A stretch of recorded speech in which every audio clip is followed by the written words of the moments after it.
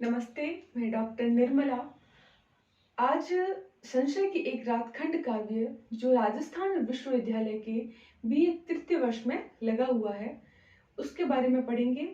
इसका पहला भाग जो था हम लोग पढ़ चुके हैं, जिसमें इसके जो लेखक है, जो कवि है, वो कवि नरेश मेहता है। उस नरेश मेहता के द्वारा लिखा गया खंड काव्य है, जिसका नाम क्या है? जिसका नाम है संशय की एक रात। संशय की एक रात। ये नरेश मेहता का क्या है? खंड काव्य है। खंड काव्य। एक कवि कौन है? नरेश मेहता। तो ये नए सिलेबस में जुड़ा हुआ खंड काव्य है, इसलिए परीक्षा की दृष्टि से महत्वपूर्ण हो जाता है। पहले भाग में हमने नरेश मेहता का जीवन परिचय देखा था। अब हम संशय की एक रात के कथानक को, क्या कथानक लिया गया है नरेश मेहता के द्वारा, उसको संक्षिप्त रूप में देखेंगे।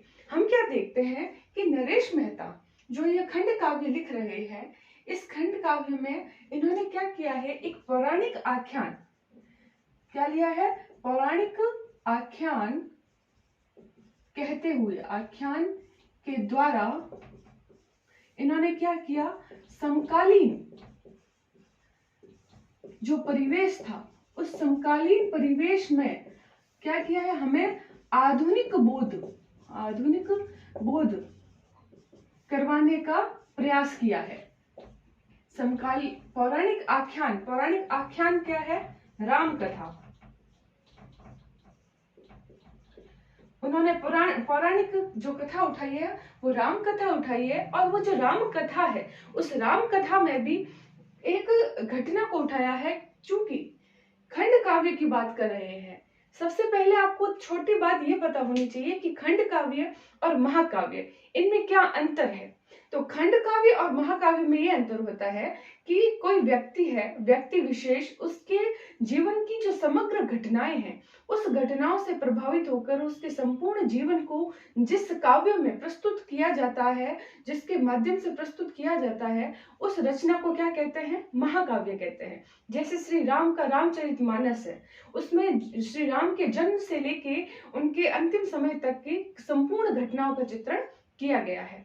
वही हम देखते हैं खंड काव्य में क्या होता है कि कवि को किसी के व्यक्तित्व का कोई एक घटनाक्रम जो है वो प्रभावित करता है, और वह उनके व्यक्तित्व को माध्यम बनाकर, उनकी किसी एक घटना को आधार बनाकर कोई काव्य लिखता है, तो वो क्या हो जाता है? खंड काव्य हो जाता है, जिसमें कोई एक घटना, जैसे इसमें कौन सी घटना है? तो राम कथा की घटना कौन सी? जब सीता हरण हो चुका है, सीता को राम ने अपहरण कर लिया है, तो उसके पश्चात जब वो सीता को लेने के लिए जाते हैं लंका की ओर, और उस समय एक सेतु बंध का निर्माण करते हैं। आप लोगों ने, यह हमारी एक पौराणिक कथा है, अधिकतर क्या सब लोगों को पता होता है कि हमारी राम कथा क्या है। तो जो सेतु बंध बना है, उस सेतु बंध के समय, जो सेतु बंध बना है, उस सेतु बंध जो है, सेतु बंध के समय, और जो राम और रावण है, राम और रावण के मध्य होने वाला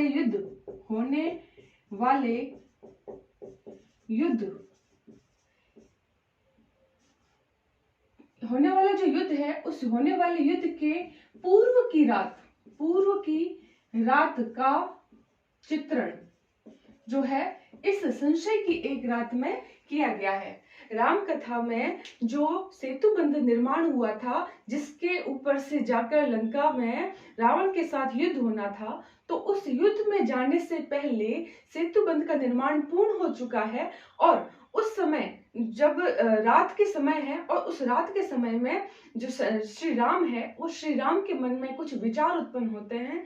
उन्हीं विचारों को आधुनिक मानव के माध्यम से, आधुनिक मानव की जो विचार है, जो सोचने की शक्ति है, या जो आधुनिक मानव सोचता है, उस आधुनिक मानव के दृष्टिकोण को श्री राम के अंदर उन्होंने स्थापित करके हमारे सामने युद्ध संबंधी जो समस्या है, उस युद्ध संबंधी समस्या को उजागर करने का प्रयास नरेश मेहता करते हैं। हम अब देखते हैं कि इसमें कथा कही क्या गई है। श्री राम के उस सेतुबंध और रावण युद्ध से पूर्व की संध्या में क्या ऐसा घटित होता है इस खंड काव्य में।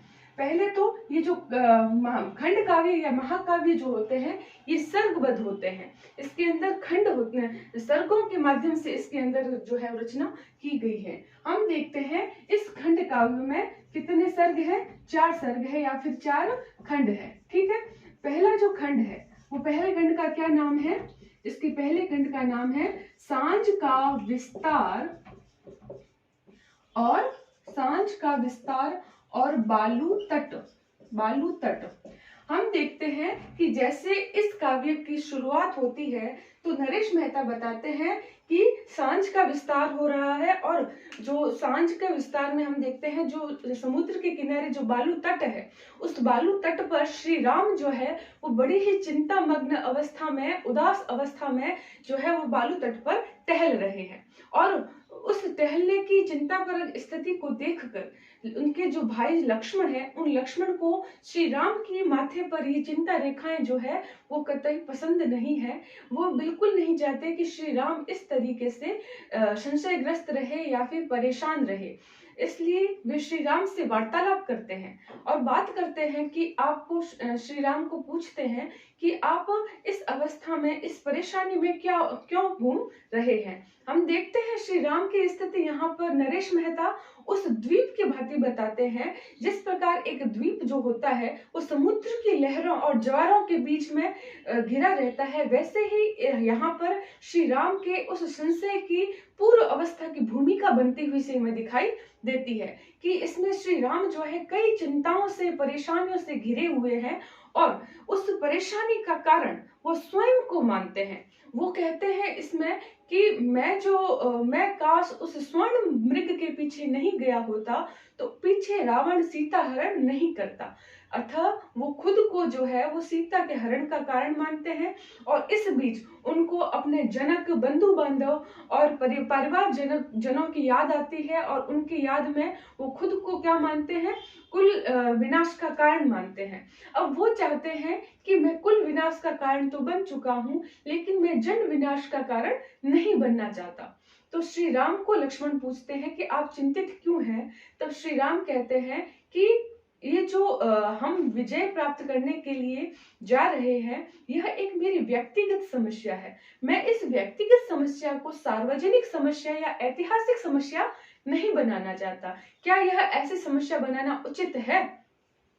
तो हम यहाँ पर जब ये बात कर रहे हैं तो ये बात श्री नरेश मेहता के मन में क्यों आ रही है, क्योंकि जैसा हमने उनके परिचय में पढ़ा था, जीवन परिचय में देखा था, नरेश मेहता का जन्म कब होता है, सन 1922 में, और उनकी मृत्यु कब होती है, सन 2000 ईस्वी में।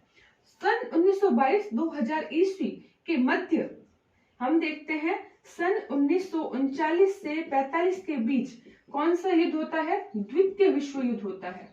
ठीक है, और यह जो रचना लिखी गई है, इस रचना का समय क्या है, सन 1962 ईस्वी।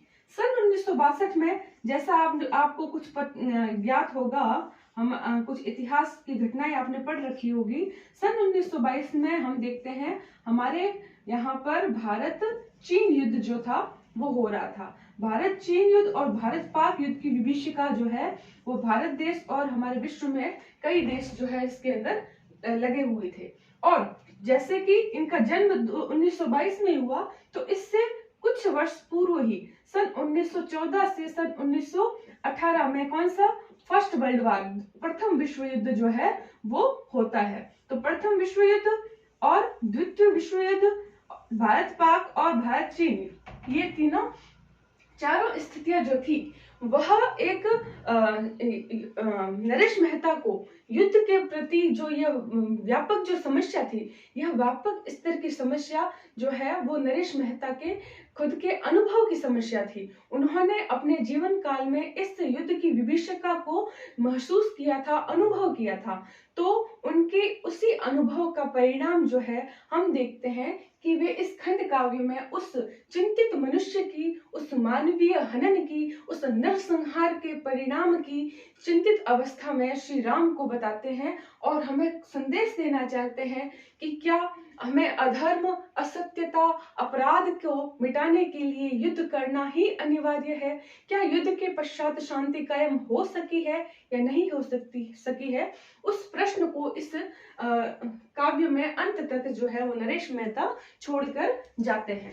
तो हम बात कर रहे थे, जैसे हमें पता चल गया कि श्री नरेश मेहता जो है युद्ध के इस व्यापक नरसंहार को भोग चुके थे, अनुभव कर चुके थे, देख चुके थे।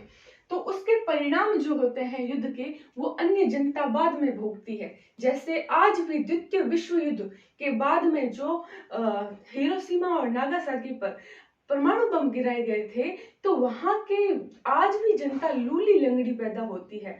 तो इतने वर्ष बीत जाने पर भी जब इतना व्यापक स्तर पर, इतना भयानक स्तर पर उसका प्रभाव दिखाई देता है, तो आने वाले समय में जो अभी यूक्रेन और सीरिया इत्यादि देशों में जो ये युद्ध की स्थिति बनी हुई है, तो यह युद्ध वापस आने की कगार पर है। तो क्या इससे शांति कायम हो पाएगी या बहुत कुछ नष्ट हो जाएगा?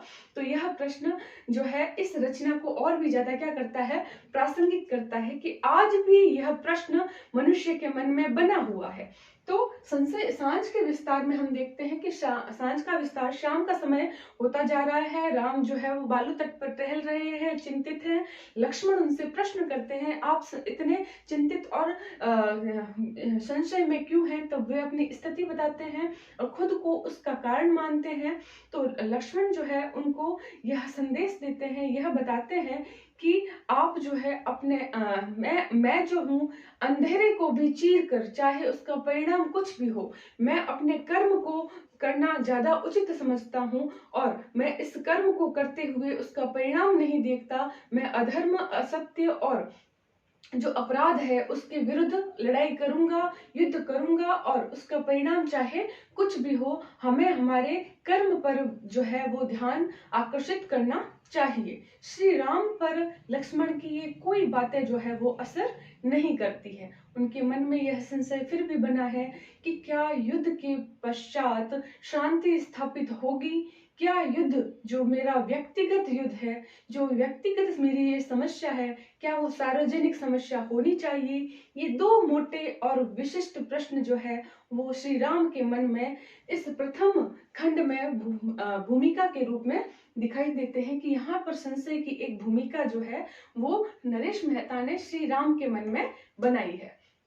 हम देखते हैं कि जैसे भगवत गीता के माध्यम से महाभारत के युद्ध में कृष्ण ने कर्म का संदेश देकर उनको, अर्जुन को युद्ध के लिए कहा था, तो ऐसे ही यहाँ पर कुछ ऐसा ही प्रतीत हो रहा है कि लक्ष्मण जो है वो भी कर्म का ज्ञान देके राम को जो है वो युद्ध करने के लिए कह रहे हैं, लेकिन यहाँ पर वह स्थिति व्याप्त नहीं होती है। श्री राम जो है यह कहकर बात समाप्त कर देते हैं कि मैं तो युद्ध नहीं करना चाहता, बाकी तुम जानो, मैं तुम्हें यह निर्णय लेने के लिए आज्ञा देता हूँ या मैं तुम्हें यह सब भार सौंपता हूँ। और यहाँ पर हम देखते हैं पहला खंड जो है वो समाप्त हो जाता है।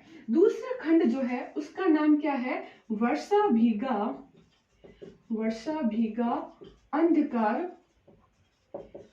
अंधकार का आगमन। वर्षा भीगा अंधकार का आगमन जो है, इसमें हम देखते हैं कि श्री राम जो है वो बालू तट पर जिस समय टहल रहे थे, विभीषण जो है उस स्थिति में ही श्री राम को वहां छोड़कर विभीषण के पास चले जाते हैं।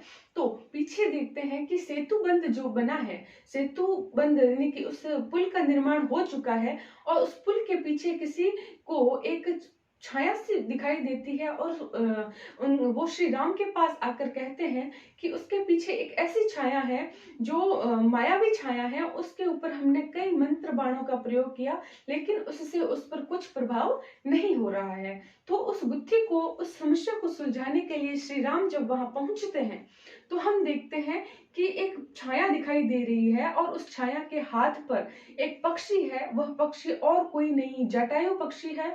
और वो छाया जो है वो उनके पिता की प्रति आत्मा की छाया है जो उनको दिखाई दे रही है। वो श्री राम को यह संदेश देने आई है कि असत्य अर्थात सत्य और असत्य का जो निर्णय है वो आज तक कोई नहीं कर पाया है। लेकिन अत्याचार, अपराध और अधर्म जब बहुत ज्यादा बढ़ जाता है तो उसका नाश भी आवश्यक है। तो तुम्हें जो है वो अपने कर्म के लिए लीन होना चाहिए, तुम्हें युद्ध करना ही चाहिए। यह संदेश वह प्रेतात्मा जो कि दशरथ है, वह प्रेतात्मा जो है वो उनको देने आई है। और यहाँ पर हम देखते हैं कि वह प्रतिछाया से बात करके जो है वो प्रतिछाया गुल हो जाती है और वह राम को युद्ध के लिए संदेश देकर जाती है। तो हमने दूसरे में देखा कि वर्षा भीगा अंधकार, अंधकार जो है वो बहुत ज्यादा घना हो गया था और उसमें वो प्रेतात्मा दिखाई देती है और कर्म करने का संदेश देती है। फिर हम देखते हैं कि तीसरे खंड में क्या होता है कि मंत्रणा और निर्णय लिया जाता है। तो तीसरे खंड का नाम है मंत्रणा, मध्य रात्रि में मंत्रणा और निर्णय। इस तीसरे खंड में क्या होता है कि जो विभीषण, हनुमान, लक्ष्मण, सुग्रीव, जामवंत इत्यादि जो है वो सभा में एकत्रित होते हैं और सभा परिषद में कल जो युद्ध होने वाला है उसके बारे में मंत्रणा चल रही है। तो उस मंत्रणा के समय में हनुमान से लक्ष्मण जब मिलते हैं तो लक्ष्मण हनुमान को कहते हैं कि श्री राम जो है बड़े ही संशय में है और वो युद्ध को जो है वो अनिवार्य नहीं मान रहे हैं, वो युद्ध नहीं करना चाहते हैं। तब लक्ष्मण को हनुमान कहते हैं कि हमारे यहाँ पर जो ये सेतु बंध का निर्माण हुआ, क्या हमने किसी को बुलाया था? क्या इतनी जनता जो हमारे सहयोग के लिए आई है ये हमने बुलाई थी, या ये जो बोने जो लोग हैं ये इतने बढ़ चढ़कर जो काम कर रहे हैं, जो युद्ध के लिए हमारे सहयोग के लिए जो सेनाएं आई है वह हमने नहीं, बल्कि वह भी क्या चाहती है, इस पराधीनता, अधर्म, असत्यता की जो यह अधिकता बढ़ती जा रही है, जो हमारा सीता हरण किया गया है वह हमारे सीता हरण को छुड़ाना हमारे स्वतंत्रता का प्रतीक बन गया है। तो मैं भी युद्ध प्रिय नहीं हूं, न ही मैं भी युद्ध चाहता हूं, लेकिन मैं कर्म में विश्वास करता हूं और मैं भी चाहता हूं कि इस असत्य, अधर्म, अपराकाष्ठा, जो अपहरण करने की जो दुर्गति या बुरा मानसिक जो सोच जो रावण के मन में आई थी, उस सोच का अंत करना क्या है, जरूरी है। तो मैं भी उस संदर्भ में युद्ध को अनिवार्य मानता हूँ। इस प्रकार जो है वो हनुमान और लक्ष्मण के बीच में इस खंड में वार्तालाप चलता है। फिर देखते हैं कि सभी के द्वारा जो है वो श्री राम से मतलब युद्ध करने के लिए अनुनय विनय किया जाता है। तब श्री राम जो है ऐसे कह के बात को समाप्त कर देते हैं कि मैं यह निर्णय आप पर छोड़ता हूं, और उनके सबके कहने पर श्री राम जो है वो युद्ध के लिए क्या हो जाते हैं, तैयार हो जाते हैं। फिर हम देखते हैं कि चौथा खंड है जिसका नाम है संदिग्ध संकल्प और सवेरा। हम देखते हैं कि अभी भी जो संकल्प लिया गया है श्री राम के, वह अभी भी संदिग्ध बना हुआ है। अभी भी श्री राम के मन में संशय बना हुआ है कि क्या इस भयंकर महायुद्ध के पश्चात जो है वो शांति स्थापित हो पाएगी या नहीं हो पाएगी। और इस खंड में हम देखते हैं कि विभीषण जो है उनके मन में भी जो है वो एक संशय बना हुआ है। यहाँ पर हम देखते हैं इस पूरे खंड काव्य में विभीषण पात्र ऐसा है जो एक खंडित पात्र है। खंडित पात्र कैसे है कि वो युद्ध के संदर्भ में पूर्ण रूप से तैयार है, लेकिन उसके मन में एक प्रश्न और उठता है, वह यह कि मेरा तो उत्तरदायित्व है कि मैं मेरे भ्राताश्री जो रावण है उस रावण का साथ देना चाहिए, लेकिन उसके पश्चात भी मैं अपने स्वत्व और अधिकारों के लिए रावण से जो है वो राम के साथ मिलकर युद्ध करना चाहता हूँ। लेकिन क्या युद्ध के पश्चात जो रावण के साथ में सामंत गण है वो युद्ध के पश्चात भी अगर मेरे साथ न होकर रावण के साथ ही रहे, चाहे रावण का अंत हो जाए, तो भी यह युद्ध जो है वो निरंतर बना रहेगा। तो क्या यह उचित है? यह संशय जो है वो विभीषण के मन में भी हमें दिखाई देता है। तो इस प्रकार तीसरे खंड में यह हो गया। और अंतिम जो खंड है वो संदिग्ध संकल्प, जो संकल्प ले लिया गया है, फिर भी श्री राम के मन में संशय बना हुआ है कि युद्ध का परिणाम जो नरसंहार और मानवीय हानि होगी, यह उचित कहाँ तक है, उचित है कि नहीं है। यह प्रश्न जो है वो सवेरे के समय भी, जब युद्ध के समय जो सेना है वो प्रस्थान करेगी, उस समय तक जो है वो श्री राम के मन में बना रहता है, जो कि नरेश मेहता के द्वारा बताया गया है कि ये श्री राम जो है वो आधुनिक मानव का प्रतीक है, जिसके मन में जो है यह संशय दिन प्रतिदिन जो है वो बना हुआ है कि क्या यह होने वाले जो युद्ध है, इस युद्ध के पश्चात जो नर हानि होगी, नर संहार होगा, यह कहाँ तक उचित है। क्या इस विजय से इस विजय के बाद में कोई और युद्ध नहीं होगा? क्या यह इसी तरीके से निरंतर बना रहेगा? तो यह प्रश्न जो है नरेश मेहता हमारे सामने छोड़कर जाते हैं। और राम कहते हैं कि मुझे जो है मृत्यु पग पर, मतलब इन मनुष्यों के जो ये रक्त है, उस रक्त पर पग धरती हुई सीता भी नहीं चाहिए, सीता भी नहीं चाहिए। कहना का मतलब है कि इतने लोगों का खून बहाकर अगर मुझे सीता को प्राप्त करना पड़े तो वह कहाँ तक उचित है। अतः यह उचित बात नहीं है कि नरसंहार और इतनी विभीषण हानि को जो है वो आने वाले जो परिजन है, जो आने वाली संतानें हैं, वो उनको झेले। यहाँ पर मैं इस वीडियो को समाप्त करती हूँ और यही कहना चाहती हूँ कि नरेश मेहता ने इस खंड काव्य में उस युद्ध की विभीषिका को प्रस्तुत किया है कि उसके पश्चात क्या शांति होगी, क्या उसके परिणाम उचित है, क्या युद्ध होना चाहिए या नहीं होना चाहिए। यह आधुनिक मानव के खुद के परिस्थितियों और सोच पर उन्होंने प्रश्न छोड़ कर रखा है कि यह कहाँ तक उचित है। और युद्ध जो है वो अनिवार्य बन जाता है जब अधर्म और असत्य बहुत अपनी पराकाष्ठा पर पहुंच जाते हैं, तो युद्ध एक अनिवार्य विषय बन जाता है। लेकिन युद्ध जो है वो अच्छे परिणाम छोड़ के नहीं जाता, उसके साथ बहुत ज्यादा गलत परिणाम भी होते हैं। लेकिन फिर भी युद्ध कई परिस्थितियों में जो है वो करना जो है वो आवश्यक हो जाता है।